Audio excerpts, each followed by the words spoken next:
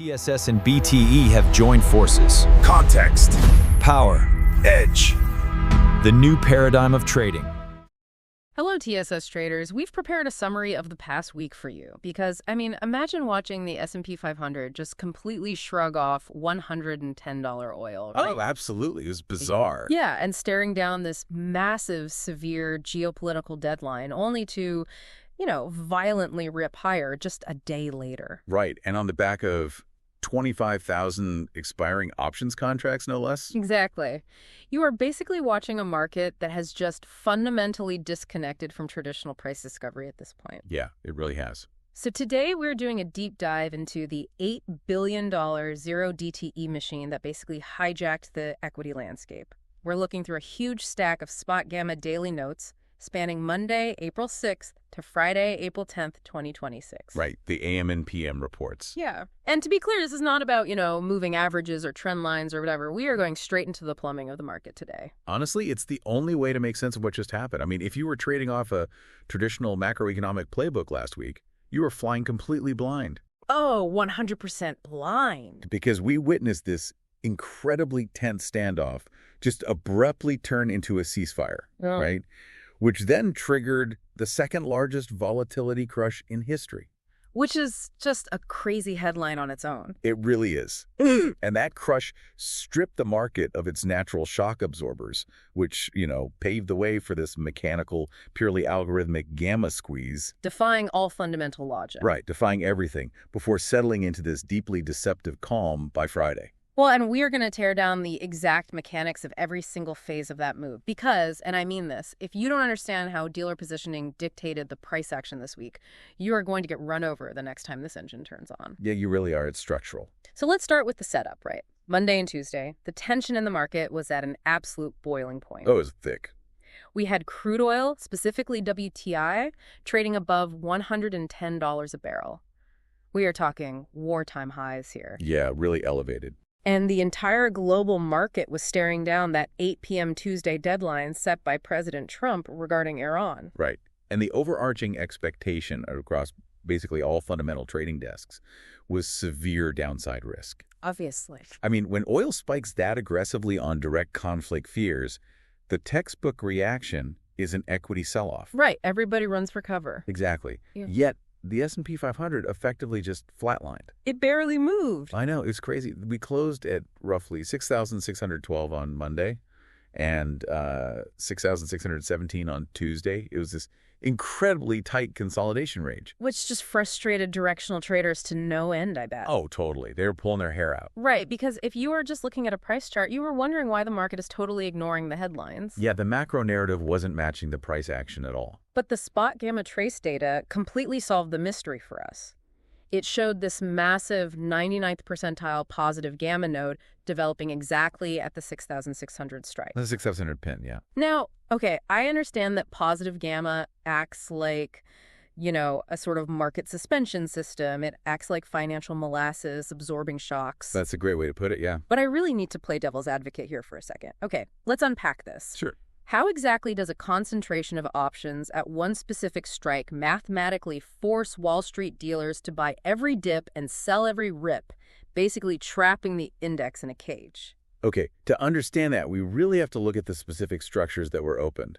So the TraceNet open interest data highlighted roughly 7,000 contracts of zero DTE short volatility positions. Okay, 7,000 contracts. Right, established across the 6,565 and 6,670 strikes. So straddling that 6,600 level. Exactly. And these were primarily short iron condors. Walk me through that. So a client comes in and says, I don't think the market is going to move beyond these bounds today given the tension, so I am going to sell out-of-the-money options on both sides just to collect the premium. Okay, so the client is betting on sideways chop. They want it to stay flat. But how does the client's neutral bet turn the dealer into this brick wall? Well, think about the dealer on the other side of that trade, right? The dealer is taking the other side of the client's short condor. Meaning the dealer is buying those options. Exactly. The dealer is long those out-of-the-money options. And because the dealer is holding these long options, their overall portfolio is in a state of positive gamma. Ah, okay. Now, gamma is basically the rate of change of delta. Yeah. So when you are long gamma, Your delta, which is your directional exposure to the market, actually moves in the opposite direction of the market's price action. Let's put some real numbers to that so we can visualize the plumbing here. Sure, okay. So if the S&P 500 drops toward that 6,565 level, the dealer's long put options start gaining value. Right, because they're getting closer to being in the money. Exactly. And they start gaining negative delta. But dealers have a mandate to maintain a delta-neutral book. They don't want to bet on direction. Right. They aren't directional traders. So to offset that negative delta, they must buy the underlying asset. They step in and buy S&P 500 futures. So the market drops, and the dealer is forced to buy. Mechanically forced, yes. And conversely, if the index rallies up toward 6,670, the dealer's long call options gain positive delta. So they have to sell futures to stay neutral. Exactly. They hedge by selling. Wow. So the dealers just mechanically force into this mean reverting strategy all day long. If it drops, they buy. If it pops, they sell. That's the suspension system right there. And because there were 7,000 of these contracts expiring that very day, I imagine the urgency of that hedging was just magnified. Oh, massively. 0 days to expiration means the gamma is incredibly concentrated. Right. The closer you get to the closing bell, the more violently that delta changes with every single point the index moves. So the algorithms are just sweating. Yeah, the algorithmic systems managing the dealer's risk are just firing off buy and sell orders in the futures market continuously. Creating this dense wall of liquidity. Right. It simply absorbs any directional macroeconomic selling pressure. The market was pinned not because investors necessarily felt safe, It was because the options plumbing demanded it. Exactly. The plumbing was in charge. Which makes the underlying fear index so fascinating to me. Because the surface is totally calm, right? But the spot gamma notes highlight a major anomaly on Monday and Tuesday afternoon. The spot-up, vol-up dynamic. Yes. The S&P was actually grinding slightly higher toward the top of that pin, but fixed strike implied volatility, particularly for options expiring in 4 days or less, increased by like 2 to 5 points. Yeah, which is highly unusual. Right. If I am looking at that, it breaks the normal correlation. Usually higher prices mean lower fear. Exactly. When you see spot price and implied volatility rising simultaneously like that, you are essentially watching the smart money aggressively buy fire insurance while the house is still standing. Because they know the pin might break. Right. Traders recognized the AFT 600 pin was holding the market up artificially, but they were looking at that 8 p.m. Tuesday deadline. Plus, we had looming FOMC minutes, PCE and CPI data later in the week. A lot of macro landmines. A ton of them. They knew that if the geopolitical situation escalated and broke through that dealer gamma wall, the resulting drop would just be catastrophic. There would be no floor. Exactly. So they were actively bidding up the price of short-dated puts. They didn't care that the market was technically up on the day. They needed the protection right then. Precisely. They were heavily overpaying for downside convexity because the tail risk was just so severe. Wow. And you could actually see the strain of this macro tension cracking the internal correlation of the market. Under the hood, you mean? Yeah, the S&P 500 as an index was completely pinned. But underneath the surface, individual stocks were showing massive directional divergence. Right. The spot gamma data track this through implied dispersion, or the DSPX. They noted it was running at the 69th to 95th percentile during this period. Which is very high. Yeah. I want to drill down into the mechanics of dispersion for a second, because it's a vital concept for our TSS traders. If the overall index is pinned, how are the component parts moving so wildly? Okay, so dispersion measures the difference between the implied volatility of the S&P 500 index itself and the implied volatility of its individual constituent stocks. Okay, so the whole versus the parts. Right. Now, when macro fear dominates, correlation generally goes to 1, meaning everything sells off together. People just throw the baby out with the bathwater. Exactly. But here, the dealer pinning was suppressing the index volatility, right? While fundamental news was hyper-stimulating specific individual sectors. Okay, let's look at the actual flows that prove this, because the notes gave great examples. Take Lockheed Martin, ticker LMT. Classic defense play. Right, obviously, a major defense contractor is going to see action ahead of an 8 p.m. geopolitical deadline. We saw aggressive bullish flow there, with traders buying 2,000 contracts of a June 6,757.50 call spread. Very clear bet. And they executed this exactly as the stock was testing its 620 key gamma strike. That is a highly targeted, fundamentally driven trade. The trader is bypassing the sticky index entirely and going directly to the asset most leveraged to the outcome of that specific headline. But then on the flip side of that, look at tech. The QQQ saw massive institutional scale defensive hedging. Oh yeah, huge put buying. Someone stepped in and bought 11,000 contracts of the April 588 puts. So you have participants aggressively buying defense names, right? And aggressively shorting or hedging tech names. Right, so that pushes Lockheed up and pulls tech down. Exactly. The net effect on the S&P 500 is zero. Because they cancel each other out. Yes, keeping the index pinned. Okay. But the dispersion, the internal friction of those stocks moving in opposite directions is immense. Wow, and the most extreme example of this internal panic that they pointed out was in gold, ticker GLD. Oh, the gold skew was insane. The notes pointed out that GLD risk reversals hit their most extreme bearish skew in 2 years. Now, let's break down the mechanics of a risk reversal for a second, because this isn't just someone buying a naked put. No, not at all. A risk reversal is a two-legged trade that provides a pure, unadulterated read on directional sentiment. Okay, how does it work? A trader executes a bearish risk reversal by selling an out-of-the-money call to finance the purchase of an out-of-the-money put. Right. It is a zero-cost or very low-cost way to completely hedge against a crash. So you are literally giving up your upside potential to ensure you survive the downside. Exactly. And when we say the skew hit a 2-year extreme, we mean the market was pricing the downside puts at a massive, massive premium compared to the upside calls. Because everyone wanted the puts. Right. Dealers were demanding an exorbitant price to take on the risk of gold selling off because the entire market was just bracing for an impact. Even though gold was basically hovering around 428, the options market was pricing in a trapdoor. They were expecting the floor to give out, yeah. So just to recap, going into Tuesday night, we have a market tightly bound in algorithmic straitjackets at 6,600. It is bursting with internal sector dispersion, and it's heavily loaded with really expensive downside put protection. It was a structural powder keg. It really was. And then the headline hit. Wednesday morning, news breaks of a 2-week ceasefire. And the fundamental landscape just inverted in seconds. Completely flipped. Oil just collapses. It drops 16%, falling from $110 all the way down to $93 a barrel. Just a total washout. And the S&P 500 futures gap up 2.8%, completely leaping over all of those negative gamma hedging zones we talked about and opening near 6,800. Right over the wall. But the price action of the equity index is actually the secondary story here, isn't it? The primary story, the actual engine that drove the rest of the week, was the VIX. Yes. The volatility crush on Wednesday was of truly historic proportions. The VIX plummeted by 5.7 points, closing down at 20.3. Let's put some statistical weight behind that drop because, a 5.7-point move might not sound like the end of the world to a casual observer. No, it might not. But Spot Gamma contextualized this perfectly.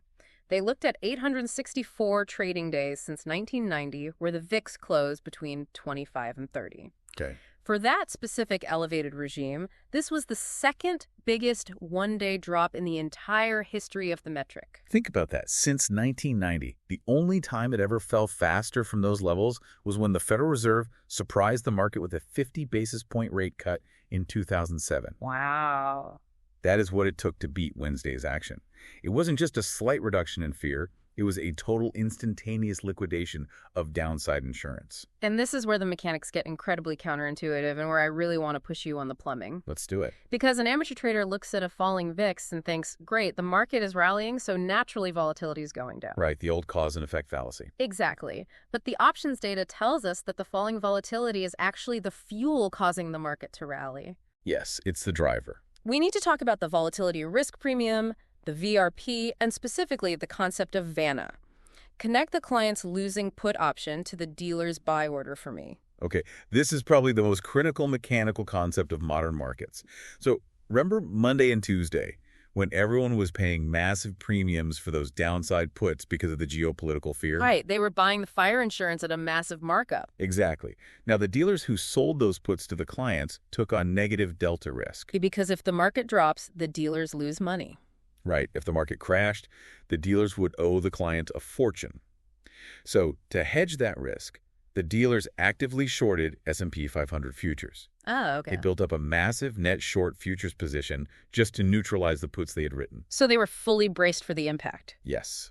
Now, Wednesday morning arrives. The ceasefire is announced, the geopolitical fear instantly evaporates, and implied volatility just collapses. The VIX drops 5.7 points. Exactly.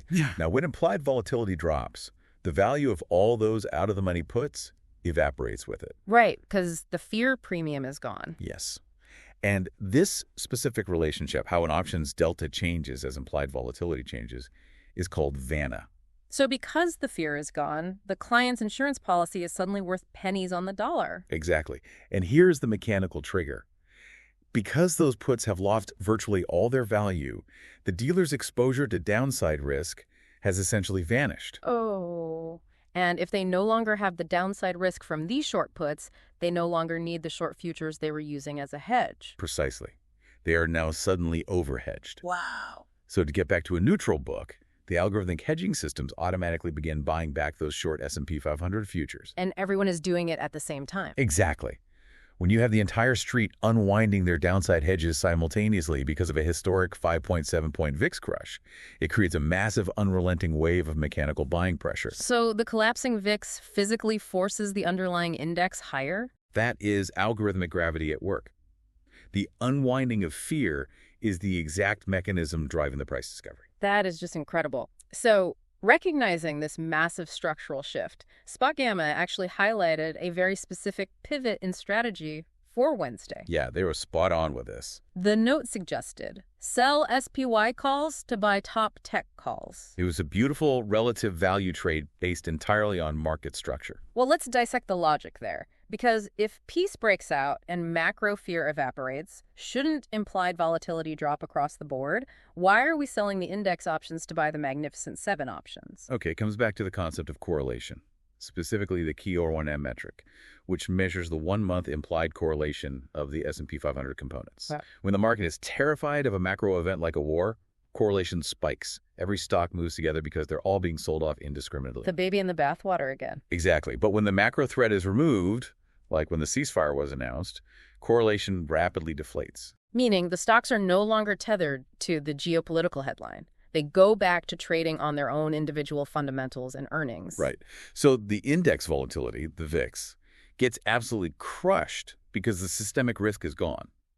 But underneath, the implied volatility of single stocks, particularly the high beta Mag 7 names, can become drastically underpriced relative to their own historical movement. Give me an example. Well, names like Tesla and NVIDIA were sitting with implied volatility ranks at or below the 10th percentile. Meaning you could buy their options cheaper than you could 90% of the time over the past year? Exactly. And with earnings season right around the corner for these specific tech giants, that single stock volatility was mathematically bound to expand. That makes sense. But why sell the SPY calls to fund it? Why not just buy the Mag 7 calls outright? Because of where the S&P 500 had gapped up to that morning. Ah. That 2.8% pre-market jump slammed the index right into a massive $10 billion positive gamma wall, resting at this 6,800 strike. The new ceiling. We are back to the market suspension system from earlier. Yes. The index was now suffocated by positive dealer gamma at 6,800. It was going to be incredibly difficult for the SPY to maintain upward momentum through that thick liquidity. So they're stuck. Right. So you sell the SPY calls because the index is upside constrained and the premium is still somewhat elevated, and you use those proceeds to buy the historically cheap Mag 7 calls. Which have an open highway to run into their earnings reports. Exactly. You were basically arbitraging the structural constraints of the index against the fundamental freedom of the single stocks. That is a total masterclass in reading the flow. Yeah. And if you looked at the tape on Wednesday, the institutional participants were executing this exact rotation. Oh, you could see it clear as day. Look at the SPY options flow from the AM report. Someone came in and sold 150,000 contracts of May 530 puts. That's massive. Yeah, they collected 73 cents per contract on a massive block. That is an aggressive, highly confident unwind of deep tail risk hedges. I mean, when you were selling 150,000 contracts of downside protection, you were explicitly stating that the macro bottom is secure. And that capital immediately rotated into the single names, chasing alpha. We saw Bloom Energy, ticker BE, experience heavy call buying that pushed the underlying stock up 8%, slicing cleanly above its 140 key gamma strike. Ripped right through it. Yeah. And Carvana, CVNA, surged almost 6% past its 300 hedge wall on the back of targeted April 290 call buying. So the underlying component stocks were ripping higher. Right, while the broader index was essentially just settling into its new 6,800 gamma trap. Exactly. Wednesday was the release of pressure. Spot Gamma noted that the market had essentially reached its max fair value at that 6,800 call wall. Right. In any rational fundamental environment, the market should have just paused there to digest the 2.8% move. But as we know, this isn't a fundamental environment. This is a highly financialized, derivatives-driven arena. And Thursday proved that the zero DTE machine had entirely different plans, which brings us to the absolute most violent action of the week. Yeah, Thursday was something else. It did not start with a continuation of the peacetime euphoria, that's for sure. Not at all. The ceasefire narrative proved immediately fragile. Overnight, we got reports of Iran flagging a ceasefire violation, and President Trump publicly stated that U.S. arms would remain in place. So the fundamental risk was right back on the table. Instantly, crude oil, which had dumped down to 93, immediately caught a bid and bounced back to $99 a barrel. Which means if you were trading purely on the news cycle, you were positioning for a pullback. The geopolitical risk premium was returning. You would naturally expect the S&P 500 to show weakness, or at least test the lower bounds of that 6,800 level, but it simply ignored the fragility of the ceasefire. The SPX ripped higher, ultimately closing at 6,825. Unbelievable. So I have to ask, what does this mean for the zero DTE trader? How does the market defy gravity like this? It was entirely mechanical.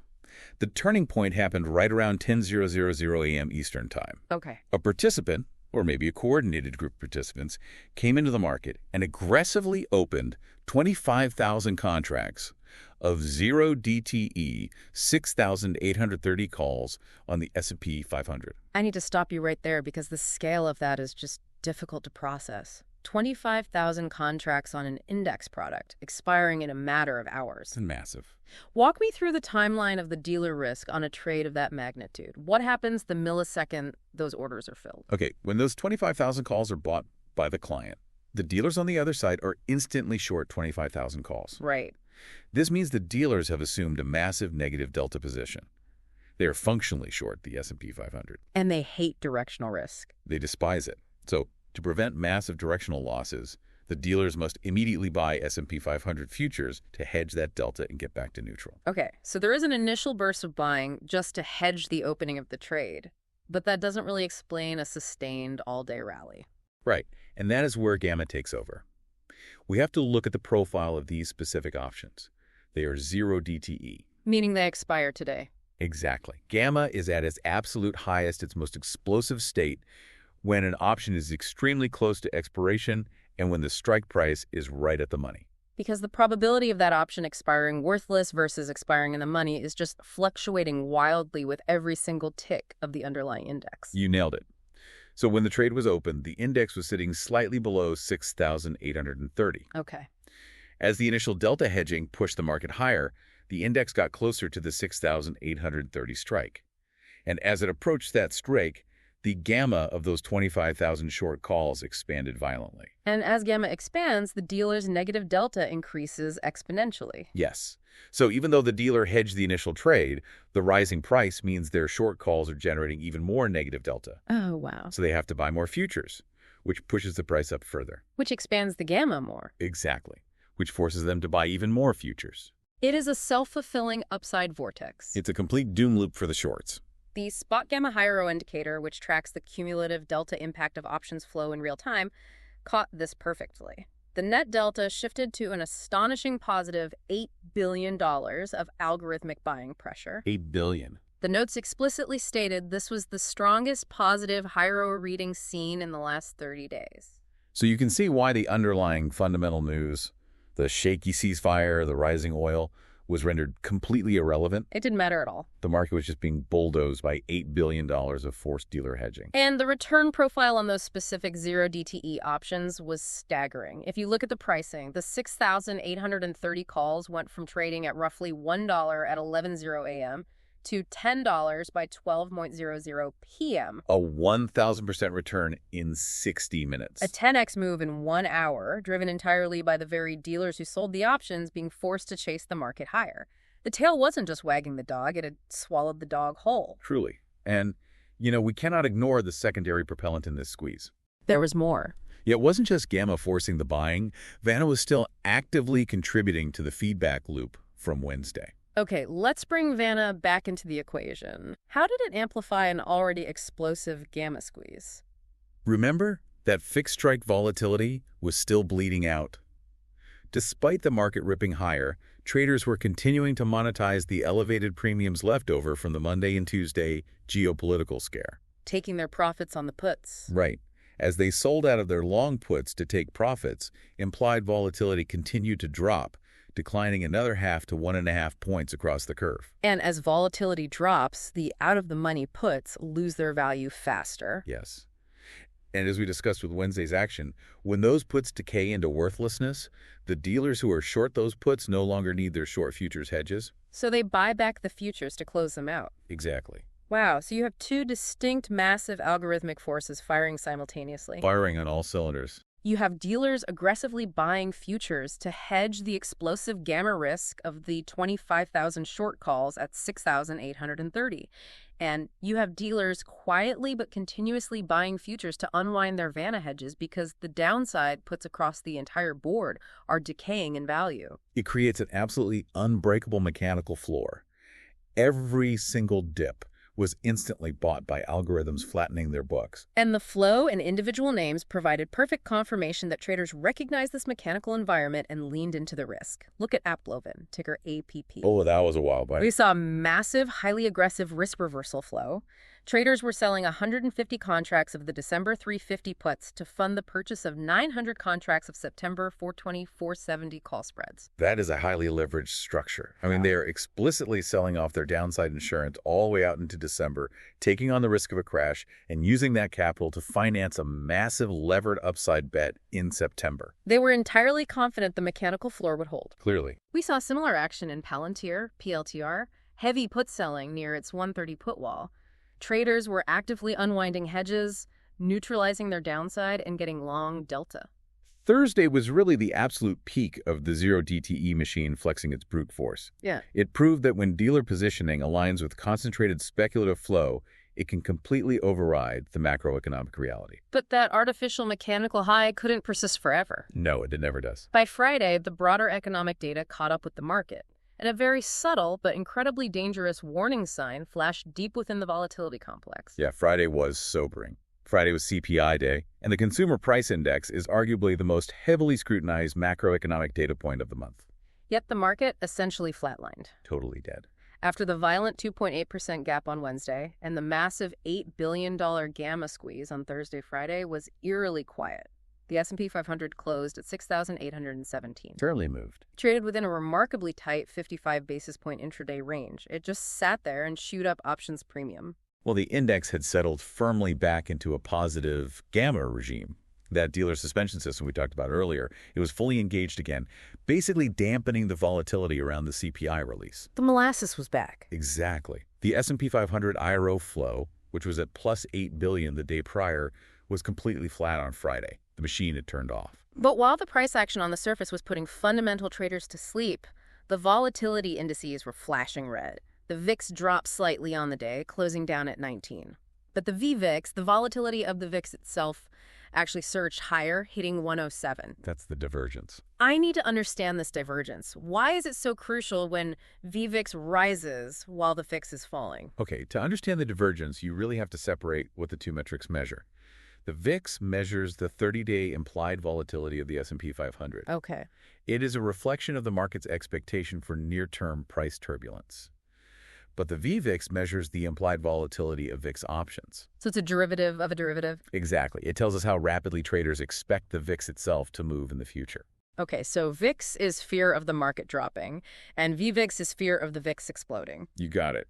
And when the VIX is falling, or flat, but the VVIX is rising aggressively, it is a classic, undeniable institutional tell. Why? What is the smart money doing behind the scenes? They are quietly placing bets on a massive shock.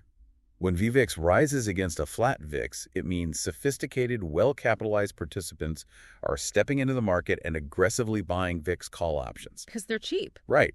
They're buying tail protection, betting on a volatility explosion before the actual tail event occurs. They are using the boring positive gamma days like Friday, where the index is barely moving 55 basis points, to quietly load up on incredibly cheap disaster insurance. Yes, they know the current stability is artificial, driven by zero DTE options and gamma pinning, and they know the fundamental risks, like the failing ceasefire and the inflation data, are still looming. And we can see exactly why they felt the need to buy that insurance by looking at the volatility risk premium at the close of the week. This specific chart from Spot Gamma is what truly blew my mind. Oh, the VRP chart, yeah. They compared the VIX, the implied volatility priced into the options, against the 21-day realized volatility, which is the actual historical movement of the index. On Friday, they were both sitting exactly at 20. Right. And the volatility risk premium, the VRP, is the spread between those two numbers. In a normal, healthy market, implied volatility always trades at a premium to realized volatility. Because it's insurance. Exactly. Just like car insurance, you pay more in premiums over the year than the insurance company actually expects to pay out in damages. Right. Otherwise, the insurance company goes bankrupt. Exactly. That premium spread is the compensation the dealer requires for taking on the risk of a black swan event. But on Friday, the VRP was effectively zero. The implied volatility of 20 exactly matched the historical movement of 20. The Spot Gamma notes pointed out that this put the VRP at the 17th percentile, looking all the way back to the year 2000. It is incredibly rare and structurally very, very dangerous for fear to be priced below or exactly at realized volatility. The options market was mathematically pricing in a level of absolute calm and future stability that simply did not exist in the day-to-day price swings of the underlying asset. The dealers were basically selling disaster insurance at cost. Basically. The market was completely unbothered, actively ignoring the fact that the Iran ceasefire was already fracturing, and ignoring the fact that the week had just witnessed 2% and 3% intraday swings. This creates a highly precarious setup, especially when you look at the calendar for the following week. We have OPEX, the massive monthly options expiration, hitting on April 17th. Okay. And we have the VIX expiration hitting on April 15th. What happens mechanically when those major expirations hit? Major expirations unpin the market. A vast amount of that positive dealer gamma, the suspension system absorbing the shocks that we talked about, it simply rolls off the board and ceases to exist. It vanishes. Right. The market loses its financial molasses and becomes highly vulnerable to fundamental headlines. And when you look at the skew data from Friday, it confirms just how fragile this entire structure really is. Put skew, which measures the relative cost of deep downside protection versus at-the-money options, remained stubbornly near one-year highs. Yeah. Puts were still very expensive. Meanwhile, call skew was sitting right at its lows. Which is so telling. The skew profile tells a very sobering story about Thursday's massive zero DTE rally. It tells us that despite the $8 billion of forced buying pushing the index to 6,825, the broader institutional market participants did not believe in the move. They weren't buying calls to ride a new bull market. No, absolutely not. The rally was recognized as purely mechanical. Underneath the surface, institutional managers were still maintaining heavy, expensive downside put structures. They were terrified the floor was going to fall out once the gamma pinning rolled off. And you can clearly see this institutional money preparing for turbulence when you dig into the specific Friday flows. You saw massive volume in the EWZ, the Brazil ETF. Interesting place to hide. Yeah. A participant traded 41,000 call spreads targeting the 44 and 48 strikes. See, that flow represents a hunt for yield and upside that is completely isolated from the domestic U.S. equity index. They are searching for uncorrelated alpha because the S&P 500 looks structurally toxic. And we have to analyze the flow in MicroStrategy, MSTR, because the sheer scale of the premium involved here is just staggering. Oh, the MSTR trade was legendary. We saw 30,000 contracts of the June 130 calls sold. The trader collected $48 million in premium on that single block trade.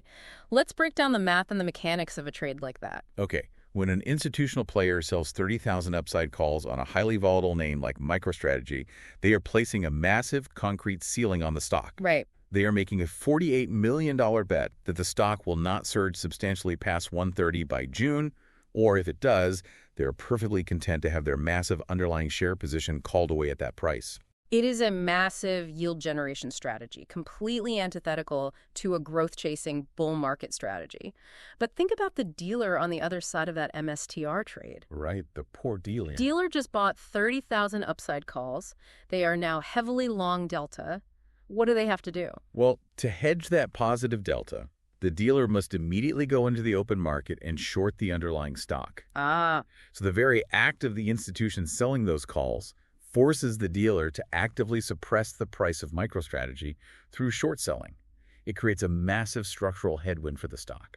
but the true smoking gun of Friday, the flow that aligns perfectly with the rising VVIX indicator, happened within the VIX options complex itself. This is the one. Someone stepped into the market and bought 33,000 contracts of the May 253545 VIX call spreads. It's huge. They paid $2.1 million in raw premium just to establish a massive leveraged long position on market volatility. Someone, likely a major institutional volatility fund, is betting hard that the VIX is going to violently explode toward the 35 or 45 level by May. Without a doubt. They are looking at the exact same data Spot Gamma is tracking. They see the volatility risk premium sitting at 0. They see the fragile ceasefire. They see the massive positive gamma rolling off during next week's OPEX. And they are quietly arming themselves for a shock. It is the perfect, chilling culmination of the trading week. We started with a market artificially pinned at 6,600 by dealer gamma, completely suffocating intense macro fear. Right. We saw a mechanical uncoiling when the ceasefire broke, driven by a historic VIX crush that forced aggressive dealer buying. Yep. We witnessed the sheer, brute algorithmic force of the zero DTE complex squeeze the market even higher against a fundamentally deteriorating backdrop. It was a crazy ride. And we ended with this smart money looking at an artificially calm surface and aggressively buying storm insurance. What a journey for our TSS traders. We went from the 6,600 iron condor pinning to a 5.7-point volatility crush into a zero DTE vortex that minted 10x returns in an hour, and finally arrived at a Friday where the VVIX flashed a bright red warning light. It perfectly illustrates the reality of modern market structure. I mean, if you only analyze price action and fundamental headlines, you're only seeing a fraction of the market. Just the tip of the iceberg. Exactly. You must understand dealer positioning, gamma expansion, Vanna feedback loops, and volatility risk premiums to survive. Which brings us back to our opening thought. If you are sitting at your desk wondering why your traditional techno breakouts keep failing, or why the market violently rips on bad news, this week is your answer. You are fighting algorithmic flow, not fundamental traders. And this raises an important final puzzle for you to mull over as you prepare your book for the weeks ahead. Let's hear it. We saw how unbelievably powerful the zero DTE gamma machine was on Thursday. When it aligned with a dropping VIX and decaying put options, it forced $8 billion of mechanical buying, driving a massive squeeze. But right now, as we close the week, the underlying mechanics have completely flipped. The VIX is trading at a historic discount to realized volatility. The VRP is 0. Downside put skew is near one-year highs. The market has absolutely no downside shock absorbers left. So here is the question. If this fragile Iran ceasefire fully collapses over the weekend, or if next week's PPI data severely shocks the fundamental system, what happens to that zero DTE machine? That's the billion-dollar question. Right. What happens when the dealers are suddenly forced to dynamically hedge to the downside in a market completely stripped of its volatility premium? If $8 billion of forced buying can materialize in a single hour on the way up, what does the mechanical selling look like when the gamma flips on the way down? That is the exact scenario the rising VVIX is warning about. Thank you for joining us for this deep dive. Keep looking beneath the surface of the price action, respect the plumbing, and we will catch you next time.